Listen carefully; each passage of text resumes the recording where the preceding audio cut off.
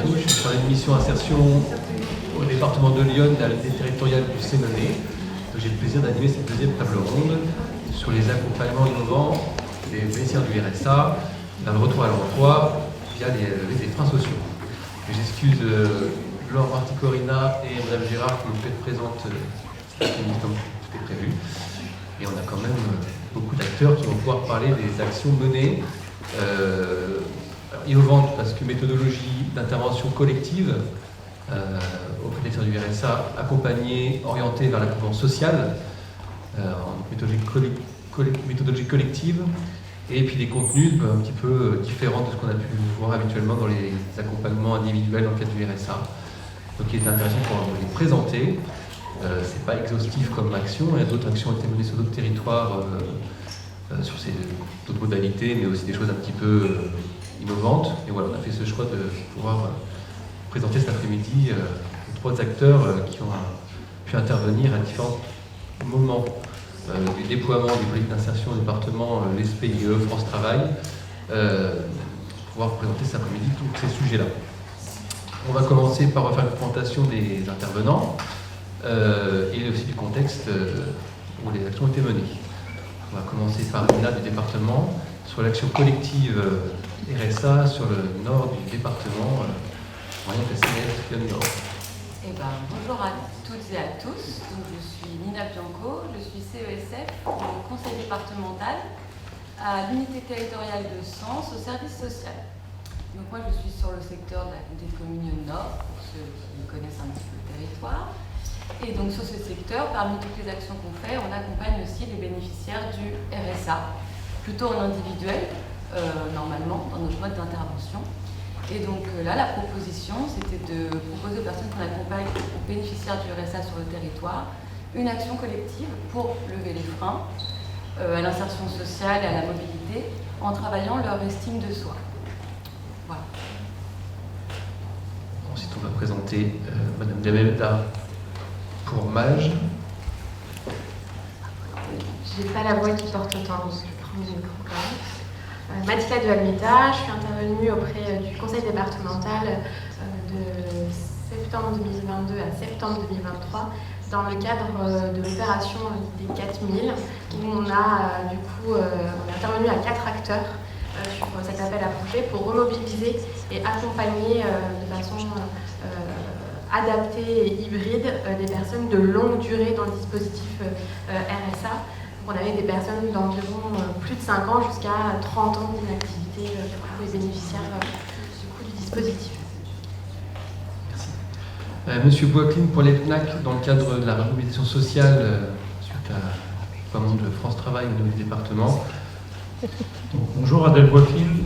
Je travaille pour l'EPNAC. Donc l'EPNAC, c'est un établissement public qui, sur le territoire, gère des établissements sociaux et médico-sociaux, donc des financements publics du CD et de l'ARS. Je dirige 3 établissements type ESAT sur Auxerre, Nézy et Chenay, donc avec des personnes qui sont notifiées par la NPH et qui viennent sur des ateliers apprendre à travailler et dans le meilleur des cas pouvoir être inclus en milieu ordinaire pour des CDD, des CDI. Donc nous avons répondu à un appel d'offres sur la remobilisation sociale. Donc il faut comprendre que nos services sur les ESAT fonctionnent avec des chargés d'insertion et des équipes socio-professionnelles qui ont le souci de trouver soit des mises à disposition, soit de développer et justement de lever des freins chez ces personnes qu'on accompagne au quotidien. Donc c'est tout naturellement qu'on a répondu à cet appel d'offres et notre objectif a été de mener justement à la création d'une équipe extrêmement, j'allais dire un peu hétéroclite, qui représente tous les métiers, jusqu'aux soins, donc avec un soignant, un infirmier, bientôt 2, qui vont permettre justement de développer ce diagnostic, ces repérages de freins, et de travailler avec tous les bénéficiaires du RSA qui sont envoyés par les UT, donc en étroite collaboration avec l'équipe du CD. Je vous en dirai plus tout à l'heure. Deuxième question, alors vous allez commencer un petit peu à y répondre, c'est sur les modalités de votre intervention. mais aussi les conditions de réussite pour que les actions fonctionnent, puisque si on les présente, c'est que c'est des actions qui ont plutôt réussi. Pour Nina et Almeida, c'est des actions passées. Pour les PNAC, on a commencé il y a peu.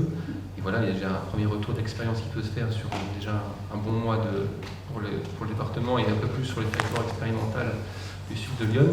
Donc les conditions de réussite à vos actions et la méthodologie, s'il y a des choses à préciser, comment vous allez procéder. Madame Almeida. Donc nous, au cours de l'action, on a essentiellement invité en fait, le participant, le bénéficiaire, à s'impliquer et à s'investir dans un accompagnement un peu hybride, dans le sens où on a associé et équilibré un suivi individuel avec également des temps collectifs, des ateliers collectifs, sous différentes casquettes, parce que du coup, on a profité de cet appel à projet pour décloisonner ce qu'on avait pu mettre en place à travers l'IAE, parce que je suis à la base une intervenante plutôt du champ de l'insertion par l'activité économique. Et cet appel à projet a été justement l'occasion d'aller travailler non pas à travers l'emploi, mais à travers le projet de la personne et la personne en tant qu'humain. Et du coup, on l'a mis en situation dans son propre parcours, mais à travers différents outils, donc des ateliers collectifs et notamment des ateliers sportifs. Donc cet accompagnement, cet objectif, c'était d'aider la personne à prendre conscience et d'avoir ce fameux déclic. Je pense à la table ronde précédente où justement c'était cet objectif de vraiment partir de la personne et d'attendre que ce déclic du coup puisse opérer pour ensuite aborder ce sujet de l'emploi et que du coup les trois phases, la phase de découverte de soi, la phase de prise de conscience, puissent ensuite aller à la phase d'action où du coup la personne elle prend possession, on veut dire, de son propre destin et saisit du coup les chances et les opportunités qui se présentent à elle. Et du coup, l'équipe qui intervenait autour se présentait vraiment en soutien, en appui sur cette personne qui est du coup dans sa situation RSA sur ce fil de funambule. Et du coup, nous, on vient aider à l'équilibre. Le funambule est assez rigolo puisqu'on a fait un séminaire avec nos collègues de France Travail sur le Sénonais et les éditeurs sociaux et les conseillers devaient faire des dessins pour présenter le parcours du bénéficiaire du RSA. Et on a eu un funambule aussi. Et donc, par rapport à ce fil de funambule, c'est souvent, enfin, ce qu'on se rappelle du coup aux personnes qui du coup, cheminent dans leur parcours qui est individuel. Hein. Nous, on a cette projection, cette attente de les amener jusqu'à l'emploi, mais eux, leur chemin est évidemment personnel. Et ce fil de funambule, à la fin, quand on franchit une étape, quand on franchit du coup un jalon, on ne remercie pas le fil, on ne remercie pas le bâton qui permet de maintenir l'équilibre, mais on se félicite soi d'avoir pu parcourir du coup tout ce chemin. Et c'est ça qui est important, je pense, justement dans le déclic et dans la prise de conscience de son potentiel. Le lien avec la table ronde d'avant le déclic. Monsieur Waklin, pour les PNAC, sur justement un petit peu les conditions de réussite que vous essayez déjà de mettre en place en premier temps. Donc oui, il faut bien comprendre que le service a été mis en place fin 2023, début 2024. Il fallait démarrer sur un recrutement, donc on a eu cette chance, alors toute l'équipe est là, voilà, beaucoup. Donc toute l'équipe est là, on a beaucoup de chance au fil des candidatures de se dire ça c'est un profil qui match parce que expérience, parce que compétence, parce que connaissance du territoire et de situations complexes. On a voulu également avoir une équipe qui se veut complète dans son ensemble pour pouvoir, sur des situations qui ne sont pas forcément du territoire où la personne est attachée, agir, intervenir. Donc il faut comprendre que nous avons des professionnels attachés, entre guillemets, sur les unités territoriales et les collègues des unités territoriales envoient donc des bénéficiaires pour qu'ils puissent être donc, au départ accueillis. Donc, le protocole, c'est un accueil individuel, collectif, semaine. Et c'est là où, au départ, on était parti effectivement en se disant un peu, j'allais dire, méthode standard. On fait le diagnostic, on a les freins, on travaille. Et bon, à un moment donné, voilà, il faut savoir se dire que on n'a pas la science infuse, que la découverte du terrain est très importante. Et nous nous sommes retrouvés, si ce n'est pas avec notre collègue infirmier, sur des situations d'urgence médicale, à voir immédiatement l'hôpital, les médecins pour prendre en charge la personne parce que on ne peut plus parler de frein là, c'est vraiment un élément qui nécessite de prendre en charge la personne. Et petit à petit, donc, on est arrivé aussi sur, et ça revient un peu à ce qu'on se disait, sur plutôt une appréhension du côté social, de travailler le social en collectif, de gagner la confiance des bénéficiaires, de les amener à se retrouver, à sortir. C'est vrai que là, ce matin, on parlait de sortir, c'est une vraie réalité. Les gens, déjà pour aller vers, c'est compliqué, donc on a nous aussi cette méthode de travail qui consiste à aller vers les gens. Donc, vous imaginez tout le territoire, chacun doit essayer. Alors par contre, on s'interdit d'aller à domicile, on essaye vraiment, c'est là où c'est dur aussi de trouver des salles dans les communes pour accueillir les bénéficiaires, et de pouvoir, à un moment donné, les amener à des activités. Alors, aujourd'hui, on peut les emmener sur, par exemple, des passages de brevets de secouristes. On est sur des thé-cafés, donc café-thé, je ne sais plus dans quel sens c'est, mais de les amener à se retrouver, à parler, à sortir, à échanger. Peut-être un atelier cuisine, donc parfois on peut se reposer sur nos établissements de l'EPNAC pour pouvoir trouver des lieux, un peu de logistique pour travailler avec eux. Et le sport notamment, donc voilà, on essaie systématiquement de réadapter. Alors les freins, effectivement, on a notre liste, on a une fiche diagnostique au départ, et on se cale en fait un parcours. Alors ce matin on a dit un peu de mal du parcours, mais pour moi le parcours c'est quand même une vision harmonisée et construite d'une personne autodéterminée. Donc ça c'est un terme aussi que nous utilisons. Donc il faut que la personne comprenne et veuille, donc pour qu'elle puisse elle-même décider de ce qu'elle veut faire. Donc on l'accompagne, c'est vraiment une co-construction, c'est un accompagnement, et ce travail se fait en permanence. Donc bien sûr, il y a toutes ces difficultés, hein. On essaie de joindre les personnes, certaines ne répondent pas, d'autres ne comprennent pas très bien où on veut en venir, donc c'est un travail au quotidien. Aujourd'hui, en quelques semaines, on est sur plus de 130 personnes qui sont suivies sur les territoires, et on développe au fur et à mesure les différentes, la collaboration avec les différentes unités territoriales. Merci. On voit que c'est un parcours qui prend du temps, qu'il faut rassurer les gens. Oui. Je pense que Nina va nous en parler aussi un petit peu sur les conditions de réussite, sur l'action collective avec le public et suivie par le service social. Oui, c'est sûr que du coup, nos expériences, elles se ressemblent, malgré tout. Pour remettre un peu dans le contexte, du coup, c'est une action collective qui a été faite entre le conseil départemental et une autre structure du territoire, qui est le centre intercommunal d'action sociale d'une communauté de communes, de la commune Yonne Nord. Le fait de travailler ensemble, ça nous a permis vraiment de créer une proximité sur le territoire ensemble, et notre action se nommait « Se redynamiser pour aller vers l'emploi ». Donc l'idée c'était d'amener les gens vers l'emploi, mais pas forcément. C'était aussi de travailler leur estime de soi et de remettre dans une dynamique que de recherche. Parce que comme on a beaucoup entendu, aujourd'hui, quand ça fait longtemps qu'on est bénéficiaire du RSA, on peut avoir tendance à s'isoler, on peut avoir tendance à avoir oublié les compétences qu'on a, de ne pas savoir forcément comment les remettre en œuvre, et quand on est devant une montagne de toutes les difficultés qu'on a l'impression d'analyser sur soi, on ne sait même plus par où commencer. Le but c'était que la montagne devienne un peu une colline aussi, en leur offrant une autre possibilité en fait d'approche. L'action collective, ça permet une certaine proximité avec les gens, ça permet d'aller vers eux. Alors, nous on a demandé à nos collègues qui ne participaient pas forcément aussi à l'action d'en parler aux bénéficiaires qu'ils accompagnaient. Ce qu'on a pu remarquer, c'est que ces personnes-là, même quand elles semblaient intéressées, finalement ne sont pas venues à l'action. Et ça a montré que les personnes qui étaient sur place, c'était des personnes qui avaient déjà des accompagnements individuels avec nous. Donc ça nous a montré qu'ils avaient besoin d'être rassurés, qu'on soit là pour les amener en fait vers cette action collective, parce que rien que le fait de se retrouver à des heures fixes, à des dates fixes, à un endroit, et déjà c'est une petite étape en fait. À un endroit où on est attendu, où on est face à d'autres personnes. Déjà c'était un premier pas dans le chemin. Donc je dirais que ça fait partie des modalités de réussite à notre action, c'est d'avoir cette proximité avec les gens, en fait. Et on a pu remarquer tout au long de leur parcours des évolutions.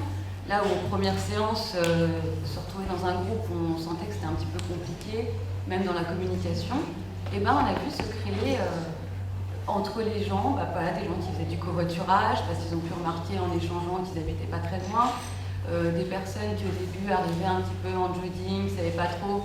Peu à peu, ils arrivaient en s'apprêtant, en prenant plus soin d'eux. C'est des choses qu'on a remarquées tout au long de l'action et qui nous ont semblé être des bons moyens de s'apercevoir que déjà le fait d'être attendu quelque part et d'y aller pour faire quelque chose, et ben, ça met déjà dans une nouvelle dynamique pour peut-être plus tard aller s'insérer vers l'emploi. Je sais pas si tu as des questions. Continue. Nina va garder le micro parce que la question suivante, c'est surtout par rapport aux travailleurs sociaux sur les méthodologies d'intervention collective. Alors, c'est pas nouveau en travail social, c'est même dans la formation initiale depuis quelques années pour les formations d'assistance sociale, mais qui n'est pas toujours mise en place faute de temps, faute de plein de raisons. Là, voilà, c'est peut être fait, c'était une réussite. Alors, qu'est-ce que ça apporte cette méthodologie en tant que professionnel, en tant que travailleur social? En tant que professionnel, entre l'accompagnement individuel et collectif, c'est quand même pas du tout la même chose, ni les mêmes modalités. Ça nous permet aussi de nous faire un pas de côté sur nos accompagnements, sur comment on s'investit auprès des gens et de leur proposer autre chose. Même pour les personnes, on a remarqué que les personnes qui étaient là, donc du coup, je l'ai déjà dit tout à l'heure, c'est des personnes avec qui on avait déjà des accompagnements individuels.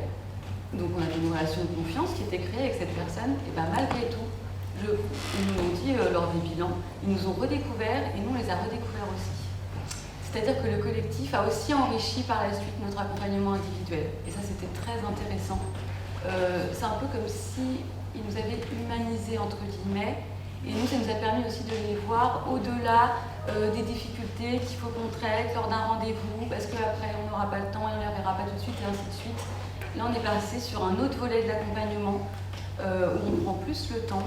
Le fait d'être plusieurs professionnels, de plusieurs structures, d'être en binôme comme ça nous permet de pouvoir se relayer à des moments, de prendre le relais en fonction des compétences et des appétences de chacune. Et c'est vraiment un bol d'air frais, je dirais, en tant que professionnel. Un bol d'air frais de pouvoir travailler avec ses collègues, de mener un projet de A à Z, de devoir faire des remédiations quand on en observe aussi. C'était très enrichissant et j'espère vraiment qu'on pourra le refaire sur le territoire parce que c'est une plus-value pour les personnes, pour les relations qu'on a avec eux et puis pour nous en tant que professionnels. Vous voulez compléter ou pas par rapport à cet apport en termes de pratique professionnelle? Je me rends compte qu'on a les mêmes conclusions quand on vit les expériences, qui est celle d'instaurer une relation de confiance individuelle pour permettre en fait un regard croisé au moment des temps collectifs, que ce soit avec les collaborateurs qui interviennent, mais aussi avec les bénéficiaires, les participants à ces actions collectives.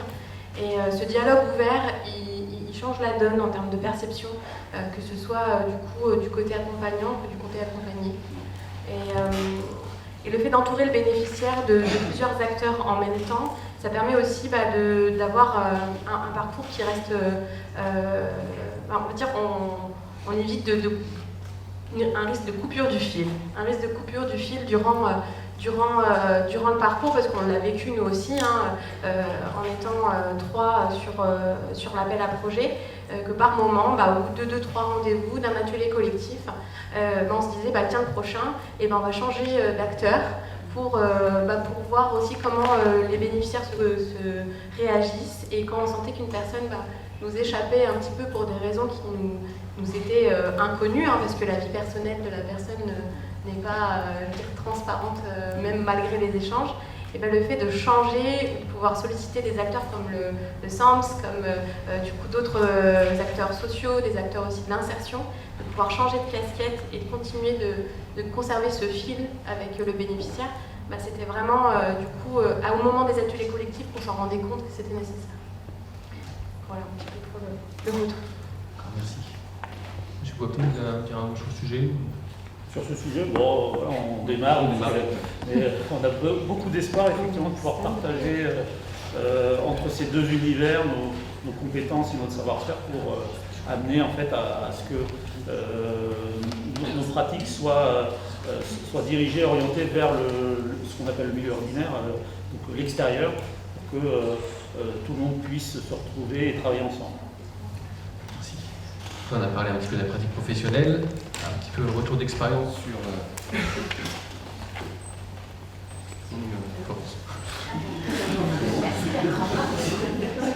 Je suis pas efficace. Sur le retour pour les personnes que vous avez accompagnées, sur, sur les bilans que vous faites faits, voilà, qu'est-ce que vous avez pu partager avec les personnes que vous avez accompagnées, le retour voilà, sur ce qui leur a convenu ou pas. Voilà, quel bénéfice pour eux ou s'il n'y en a pas eu. Pour les PNAC, d'abord sur le début de... Oui, on voit effectivement que les temps collectifs sont extrêmement importants. Les gens sont très contents de se retrouver, de pouvoir échanger. Il y a même un groupe femmes qui aborde ces difficultés du quotidien. Donc on a petit à petit, on essaye de tisser un réseau de partenaires, de connaissances des outils, des moyens, des dispositifs qui existent sur le territoire pour leur permettre également de se projeter et de faciliter certaines choses, notamment la garde d'enfants qui est un vrai frein pour l'autonomie de la personne. On a également, en termes de bénéfices, la possibilité d'être accompagné dans le cadre de leur santé, de mieux comprendre. Je ne sais pas si vous connaissez la charte Romain Jacob, que j'ai découvert moi, il n'y a pas très longtemps, et pourtant je suis dans le handicap depuis très longtemps. Cette charte, c'est M. Pascal Jacob qui fait le tour de la France pour la faire admettre par tout le monde et la faire valider, justement pour tout ce qui est accessibilité des soins à la personne en situation de handicap. C'est assez troublant de se rendre compte qu'en France, en fait, une personne qui ne comprend pas forcément, qui a du mal à aller vers, n'accède finalement pas aux soins comme toute personne. Et je me dis effectivement qu'il y a un vrai frein à ce niveau-là, au niveau de beaucoup de personnes, à tout niveau. C'est pour ça qu'on renforce également l'équipe au niveau soignant, pour qu'on puisse vraiment... parce qu'on s'est rendu compte que c'était une grosse partie du travail qui est réalisé au quotidien. Donc avec tous nos collègues, dès qu'ils détectent une situation, c'est notre collègue infirmier qui prend le relais et qui accompagne. Donc on a vraiment cette nécessité aujourd'hui, parce que c'est aussi une question vitale, et puis d'estime de soi, de reprise de confiance. C'est un point qui aujourd'hui nous occupe sur plus de 50% des bénéficiaires qu'on reçoit. Vous disiez ce matin, 1 sur 3 ministère du RSA qui a problématique santé, donc oui, sur l'histoire. Aujourd'hui on est sur 50% sur les chiffres qu'on a. On a rapidement pris contact avec le centre de santé de la CPRM, qui nous a accueillis à bras ouverts. C'est là où on nous a aussi croisés du coup.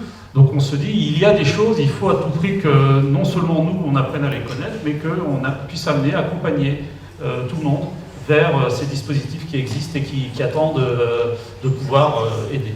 Donc voilà, on a vraiment, en termes de bénéfices, et c'est un peu ce qu'on disait finalement, déjà de leur donner un coup de peps pour sortir et savoir qu'ils sont bien accueillis, qu'il y a un temps où les gens peuvent parler, se retrouver, boire un thé ou un café, un jus d'orange. C'est déjà un très très bon départ. Et voilà, le bénéfice, je pense qu'il est là, et on apprendra au fur et à mesure à l'exploiter pour aller vers tout ce qui va être travail sur soi, travail sur les freins, et pouvoir leur donner ce que je disais tout à l'heure, cette autodétermination qui va leur permettre à un moment donné de choisir. Alors certains, au premier rendez-vous, disent c'est bon, j'ai le déclic, j'y vais. Mais voilà, il y a toutes les situations, il y a tous les panels. Merci. Madame Almeida, pour Mage, sur les retours que vous avez eus un petit peu sur l'évaluation de l'action des bénéficiaires. Alors je dirais en priorité, le point majeur, c'est la perception du travail, ou en tout cas de l'emploi. C'est l'identification du pourquoi. Pourquoi il faut aller travailler? Pourquoi je vais aller travailler? Pourquoi je vais me mettre en démarche de rechercher du travail? C'est un peu le sujet qui était abordé ce matin avec les sociologues. cette notion de rapport même aux institutions, je suis bénéficiaire de droits et j'y vais parce que c'est nécessaire, j'y vais parce que j'ai pas le choix, ou j'y vais parce que je sais que j'en ai besoin et je le vis bien. Et ben la relation à l'emploi, souvent sur des personnes où vous avez 15, 17, 20 ans de perception des droits RSA, c'est cette fameuse question de pourquoi il faut que je retourne travailler, pourquoi maintenant? Alors certains ont le déclic assez rapidement, et d'autres de retravailler en fait la perception du travail, et qu'à un moment donné, on est dans le bureau et la personne passe la porte pour son rendez-vous, pour rejoindre l'atelier collectif, et là, waouh, on sent qu'il y a le déclic. Et ça reste un mystère, on en discutait encore tout à l'heure, suite à l'intervention, le témoignage de Madame Pelletan, c'est qu'est-ce qui s'est passé pour que ce déclic opère. Et ça reste encore un mystère, parce qu'on a beau essayer de remettre les mêmes ingrédients, refaire la recette, chaque parcours est différent. Chaque parcours est différent, chaque individu est différent, avec sa systémie familiale, avec ses obstacles, ses expériences, et avec ses objectifs. Et du coup, de pouvoir travailler en partant de l'individu, en instaurant une confiance individuelle, puis en l'amenant sur des ateliers collectifs qui sont co-construits, parce que du coup, les personnes échangent, elles se retrouvent même à l'extérieur, elles reviennent en atelier collectif avec une plus-value qui n'est même pas réalisée, qui peut être lors de trajets en covoiturage, mais également lors de moments de loisirs entre eux. Ils reviennent avec des idées complémentaires, avec des besoins qu'ils arrivent à identifier, et du coup, on construit les ateliers à partir de leurs besoins qui sont exprimés. Et là, pour le coup, en ayant travaillé aussi sur des ateliers sportifs, on a pu travailler la confiance en soi et la prise de conscience du potentiel physique. Madame Pelletan disait, je ne me rendais même pas compte, en tant que femme, que je pouvais soulever un poids de 10 kilos, de devoir soulever 10 kilos dans le cadre de l'activité professionnelle. Et par l'exercice aussi physique, c'était l'opportunité de pouvoir faire monter et descendre d'une box pour se rendre compte qu'on était capable de pouvoir postuler par exemple à un poste de livraison où il faut monter et descendre du camion, porter des poids sur de la manutention légère, et ça permettait aussi également de prévenir et d'aller identifier des cas d'orientation sur le centre d'examen de santé pour remettre du coup la personne en contact avec d'autres acteurs. Donc le bénéfice, pour les bénéficiaires, ça a été véritablement de pouvoir travailler en 360 sur à la fois la progression et l'identification, c'est-à-dire des freins qui n'arrivent pas en amont, mais au cours en fait, du parcours de retour vers l'emploi. On le voit bien également en chantier d'insertion, et là c'est un peu la double casquette, parce que je suis également directrice d'une structure d'insertion sur Auxerre, où on emploie majoritairement des personnes en situation de handicap, de travailleurs handicapés. Et les freins, ils ne sont pas dans les 3 premiers mois ou dans les 6 premiers mois, ils arrivent au fur et à mesure de l'accompagnement. Et les ateliers collectifs permettent, je trouve, de cette mise en lumière aussi pour le bénéficiaire sur la prise de conscience et le fait de pouvoir résoudre du coup ces freins. C'est la prise en charge globale de la personne qui favorise la méthodologie. C'est ce qui était voulu par le service public de l'insertion et de l'emploi, c'était accompagner les personnes dans leur globalité, et c'est renforcé avec la loi sur le plein emploi. Au niveau de l'action collective, au niveau du Nord Sénonais, sur l'évaluation par rapport des bénéficiaires, parce que j'ai vu partager un petit peu les retours positifs. C'est vrai que les personnes, ont pu me dire des choses très fortes lors du bilan, comme écoutez, grâce à cette action, on ne se sent plus comme des numéros. On reprend une place de personne. Au début, on avait peur, mais à force de venir, on s'est senti de mieux en mieux. C'est vrai qu'en fait, les personnes étaient dans une résilience juste à leur place, en fait, dans cette société qui était un peu terrible. Donc finalement, le premier frein à lever, finalement, c'était de les remettre à leur place de citoyens aussi dans cette société. Et puis aussi l'occasion d'y croire, en fait, que c'est pas fini, de pas rester à se morfondre seul dans cette situation, mais de réaliser qu'il y a des choses qui sont possibles et qu'ils ont des compétences aussi. Moi, j'avais une personne que j'accompagnais qui avait du mal même à se présenter à moi lors des rendez-vous, qui ne me regardait jamais dans les yeux, qui me parlait très très peu. Et à la fin de l'action collective, elle dit je me suis rendu compte que je pouvais faire des entretiens d'embauche et qui maintenant m'appelle, est capable de se présenter, de parler d'elle. On les a emmenés sur ce lieu de pôle de formation à l'IUMM, et les personnes ont dit on se rend compte que c'est possible. C'est possible, on peut l'envisager. Là où sur certains parcours, ils avaient carrément tiré une croix sur certaines possibilités. Donc des fois, ça agrandit leur champ des possibles et ça leur permet de voir un peu plus loin ou différemment. Je pense que tout à l'heure, je disais que nous, on met un pas de côté en tant que professionnels, mais eux aussi, je pense qu'ils font un pas de côté dans leur parcours. Je sais que la notion de parcours a été un peu discutée, le parcours n'est pas linéaire.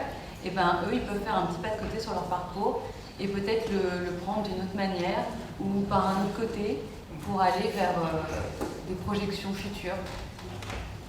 Et le parcours n'est pas linéaire, mais le but c'est qu'on avance. Le but c'est de pouvoir s'y projeter en tout cas. Dernière question qu'on voulait vous poser, c'est Nina qui va répondre en premier. Alors c'était plus pour faire partager un peu les surprises, l'étonnement que vous avez pu rencontrer lors des actions, donc la mise en place d'actions, à l'évaluation. Voilà, faire partager des choses qu'on n'attendait pas forcément et qui étaient peut-être positives, on va dire, mais voilà, des choses qui n'étaient pas attendues par les professionnels ou même parfois par les personnes accompagnées. Par exemple, je pense au fait qu'on a une coach de vie qui est intervenue sur plusieurs actions et qui a fait un atelier de colorimétrie. Et on a vu les personnes ensemble La colorimétrie, c'est... Alors, colorimétrie, c'était essayer de voir quelle couleur leur allait le mieux, pour pouvoir s'habiller en fonction, pour pouvoir se présenter face à un employeur et qu'ils se sentent à l'aise. Bon, c'est pas une recette à suivre, mais en tout cas, c'est pour les éveiller un petit peu par rapport à ça. Et entre eux, on a eu des témoignages où ils se sont valorisés, où ils ont pris le temps de dire à chacun « mais si, regarde, t'es beau ». C'était un moment plein d'émotions et vraiment très beau. Et nous, on ne s'attendait pas du tout cette compassion qu'ils avaient entre eux et cette complicité aussi. De voir cette complicité se créer finalement en quelques séances, quelques séances de quelques heures. C'était assez étonnant. Et puis de les voir aussi, c'est normal que les gens finissent par créer un lien, et heureusement, mais de les voir arriver au début de l'action, à se regarder du coin de l'œil, et au fur et à mesure, de voir se créer des relations que nous, on n'a pas du tout vu venir, de les voir rire, de les voir un peu leur petite blague entre eux dans lequel on n'était pas du tout intégrés. Ça, c'était des étonnements très positifs.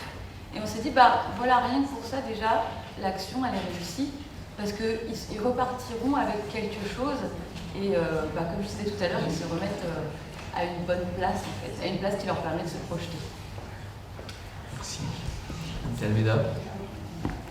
Alors les plus grandes surprises ont été le déclic chez certains participants sur lesquels on avait particulièrement parié au début de l'accompagnement, car c'était les personnes les plus réticentes et les plus détachées dans le cadre de l'opération.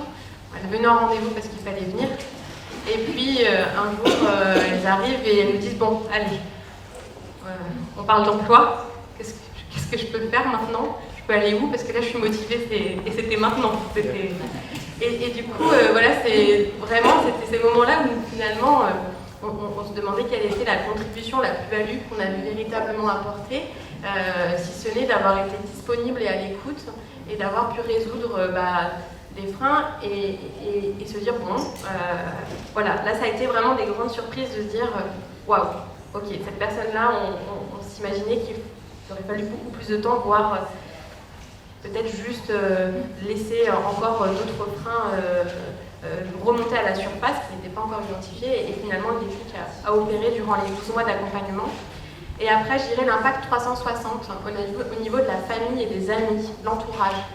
Des personnes qui, par en fait, la participation à un accompagnement et aux ateliers collectifs, on en discutait autour d'eux et du coup ont un peu porté la bonne parole et ont permis du coup d'impacter positivement leurs voisins, la voisine avec qui elle prend le café le mercredi après-midi, l'enfant qui est en décrochage scolaire et qui se dit la maman qui se remet à chercher du travail, c'est un exemple également à suivre. Et même des témoignages de je suis contente d'être un meilleur exemple pour mes enfants, ou de donner une autre image, une autre dimension aussi à leur perspective d'avenir.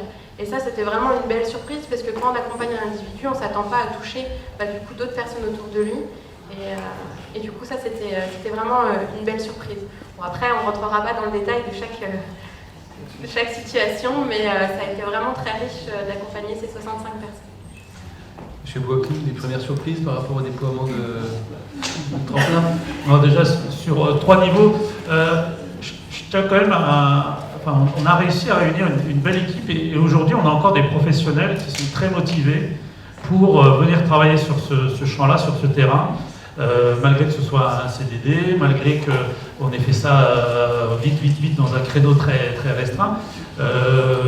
Voilà, ils ont été sur ce terrain, ils prennent le pari également avec nous d'amener ce service, cet encadrement, cet accompagnement au plus loin et au plus long terme. Donc ça, c'est déjà super de pouvoir avoir des professionnels autour de nous et avec nous. Ensuite, c'est tout le territoire. Il y a une richesse de partenaires, de personnes et de services qui attendent justement, qui nous attendent, en tout cas nous, pour travailler. Et il est même très important aujourd'hui de pouvoir, les chantiers d'insertion, rencontrer un peu toutes ces personnes-là et de se dire il faut continuer encore à creuser, à chercher, parce qu'il faut qu'on tisse aujourd'hui ce réseau et qu'entre nous, on puisse rapidement monter des parcours, en tout cas proposer des solutions et des parcours et accompagner. Et troisième point, c'est qu'on a beau arriver avec des outils, des tableaux, des diagnostics, des machins, un simple café avec tout le monde et que tout le monde se retrouve en toute simplicité, sans se dire qu'est-ce qu'ils vont me poser comme question, pourquoi ils me demandent si je travaille un peu ou pas, enfin bon. Et là en fait on a un développement quand même de ce lien entre eux déjà, entre professionnels, entre bénéficiaires du RSA, à la vie de tous les jours qui change au fur et à mesure, mais de façon, j'allais dire, simple, sans vouloir y mettre nos artifices et nos outils qu'on a imaginés en réunion tous ensemble sur un tableau blanc, etc. Je voulais rajouter quelque chose dans l'expérience que j'ai trouvé assez intéressant, parce que lors du bilan, les gens nous ont dit mais qu'est-ce qu'on va faire maintenant après l'action? Ça a été une durée limitée sur 6 mois. Ils avaient un petit peu peur de ça. Et la semaine dernière, j'étais avec une collègue à un forum emploi-insertion, et on a vu des personnes de l'action collective qui ont participé, qui étaient avec des personnes de l'UFNAC au forum. Oui. Et du coup, on s'est dit, en fait, la continuité, elle est là, en fait. On travaille tous ensemble. Et là où il y a un petit frein qui a été levé, derrière, ça fait effet boule de neige. Et maintenant, quand les gens ils sont appelés pour se rendre à un autre type de suivi, et ils y vont. Parce que la peur du premier pas, elle a été levée, en fait. Voilà, j'ai trouvé ça très positif et d'abord de le souligner. C'est le début du réseau pour l'emploi et la continuité, c'est avec France Travail. Voilà. Est-ce qu'il y a d'autres choses que vous voulez ajouter? C'est bon? Donc un tour rapide un petit peu des actions. Alors c'est des actions qui prennent du temps, qui demandent beaucoup de moyens. M. Dubois disait ce matin qu'il fallait mettre beaucoup de moyens pour investir dans le futur, et je crois que les actions qu'on vous a présentées montrent une réussite pour les personnes accompagnées, mais aussi pour les professionnels qui trouvent une satisfaction dans ce type d'accompagnement. Et par les temps qui courent aujourd'hui, de trouver une satisfaction dans son travail, c'est important. D'accompagner les gens vers la réussite, c'est très important. On va passer aux questions, si vous avez des questions sur ce qu'on vous a présenté, sur une modalité d'accompagnement précise, d'autres interrogations. J'ai toujours... En fait, la remarque que je ferais, c'est la question du sens. J'ai l'impression que ça fait commun, à la fois aux personnes que vous accompagnez et à vous-même. C'est-à-dire que le travail social n'est pas en super forme ces temps-ci, et les travailleurs sociaux pas tellement non plus, et que du coup, ce qui est mis en évidence de ce qui ne va pas, c'est le manque de sens dans l'action. Et j'entends, moi, à travers vos expérimentations, un renouveau en termes de sens, et du coup, je vois des travailleurs sociaux plutôt en forme et plutôt satisfaits de ce qu'ils produisent. Du coup, la question que je me pose, c'est qui soigne qui? C'est la question du travail social en général. La révolution dit qu'on n'est pas travailleur social par hasard. C'est ça, c'est ça. Ça va être moi, j'ai pas la prétention d'être là pour soigner les personnes. Je pense qu'en fait, c'est un échange. Bien sûr qu'on est là en espérant leur apporter quelque chose, et ils nous en apportent quelque chose aussi. c'est un peu tout le sens de travailler avec l'être humain aussi. Hein. Et dans le RSA, c'est un contrat d'engagement réciproque qu'on signe. Donc c'est dans les deux sens. On est bien d'accord qu'il y a donc une asymétrie entre l'intervenant et le bénéficiaire. Après, c'est une méthodologie un petit peu différente, justement, qui est mise en avant pour pouvoir mettre la personne acteur, vous avez dit, du dispositif et de son parcours, mais aussi donner une place différente à l'accompagnant, qui n'est plus de côté du bureau, à donner un peu des ordres, on peut dire comme ça, ou des objectifs. Il y avait aussi ce partage de parcours. Et c'est vrai que ça change la méthodologie et ça réussit. Pour avoir accompagné plusieurs au niveau du département, les bilans sont toujours très positifs. J'ai pas vu un bilan avec des gros freins, ou alors des personnes qui se sont dit, ben, je peux pas, je continue pas, mais le bilan à la fin finale de toute l'action, en général, est très positif. Et pour accompagner les équipes en ce sens-là, surtout avec des équipes qui veulent recommencer et qui font une pause à la fraîcheur. Je sais pas ce que tu as dit, Nina, mais c'était une fraîcheur ou une pause, je sais plus ce que tu as dit, mais c'était vraiment une pause, un bol d'air. Voilà. Et je trouve que ça c'est parlant et c'est important aussi, même pour manager ses équipes, de pouvoir proposer des alternatives au l'accompagnement classique. Après, c'est vrai qu'il y a le côté intervenant, on est bien d'accord, mais c'est vrai que l'action collective, ça permet ça aussi, c'est que ça enlève le bureau entre nous. Et ça nous met tous à des places différentes. Et du coup, ça fait des dynamiques différentes, même sur le moment. Alors bien sûr, ça ne marche pas avec tout le monde. Hein. Il y a des personnes avec qui ça ne prend pas, mais pour des raisons diverses et variées, pour la santé, parce que c'est pas le bon moment, parce que c'est pas le bon timing. Peut-être que ça fera résonance dans 3 ans et on n'en saura rien du tout. Mais c'est aussi le jeu de notre travail auprès des personnes, en fait. Enfin, c'est comme ça que je le Du vois. coup, appréhender l'individu en passant au préalable par un temps collectif, je trouve que c'est plutôt respectueux et ça légitime l'action. Je trouve ça vachement intéressant. Je pourrais peut-être dire. Votre question, en fait, elle me fait écho aux travaux de Dominique De Pen sur la relation éthique en travail social. C'est exactement ce que vous avez décrit. On a eu la chance, il y a quelques années, dans tous les cas, d'avoir une intervention pour les cadres du département. Donc, je pense qu'aujourd'hui, on en a une belle illustration. Moi, Nina, j'aurais une question. Quels sont, selon vous, en fait, les éléments qui permettent de passer d'une relation d'aide individuelle à une relation ou des relations d'aide plus collectives? Qu'est-ce qui peut permettre? Il l'avait décrit tout à l'heure. C'est déjà la relation de confiance en individuel. C'est déjà la relation de confiance en individuel qui nous a permis d'aller vers le collectif. On a essayé dans un autre sens, ça n'a pas fonctionné. Peut-être que ça pourrait être essayé de manière différente. Mais avoir créé, lors des accompagnements individuels, avoir pris le temps avec les gens de créer un échange, de créer cette relation de confiance, bien sûr que c'est plus simple ensuite de les amener vers le collectif qui souvent ils appréhendent, les personnes, ça leur fait peur de se retrouver dans un groupe, il y a des personnes qu'on ne connaît pas, dans un endroit qu'on ne connaît pas, et se dire il y a mon référent, je le connais, on se voit régulièrement.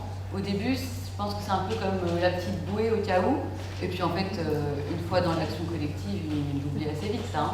Mais je pense que c'est la petite aide pour pousser la porte. Voilà. Il y a d'autres questions sur le sujet?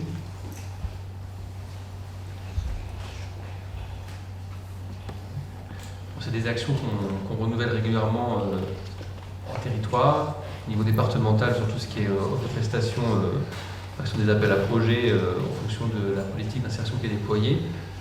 Voilà, on continue, on fait la suite, on pourrait faire des actions peut-être communes, on a fait avec le CISE Nord, on peut le faire avec les CNAC aussi sur les territoires. Après, on a eu aussi des groupes de travail avec France Travail sur des préparations de forums, des groupes de personnes. Voilà, mais c'est vrai que c'est en général la dynamique avec plusieurs professionnels et du collectif crée quand même des choses très positives pour les personnes accompagnées. Et on a des résultats satisfaisants. Alors après, c'est des cohortes de personnes assez faibles, on n'est pas sur 50 personnes à chaque fois, mais malgré tout, alors vous avez un certain nombre, mais les groupes étaient constitués d'une dizaine de personnes. Alors, on avait 65 personnes en accompagnement, en file active. Et après, effectivement, on faisait des sous-groupes sur les ateliers collectifs et des accompagnements toujours individuels. On n'a pas changé de phase, c'est-à-dire accompagnement individuel puis collectif. On a maintenu les deux ensemble. Le collectif est le complémentaire de l'individuel. Je crois que pour les professionnels qui travaillent la question, en général, le bilan est toujours le même. C'est deux outils qui vont de pair ensemble, mais qu'il faut utiliser au bon moment. Il n'y a plus de questions. Merci à vous.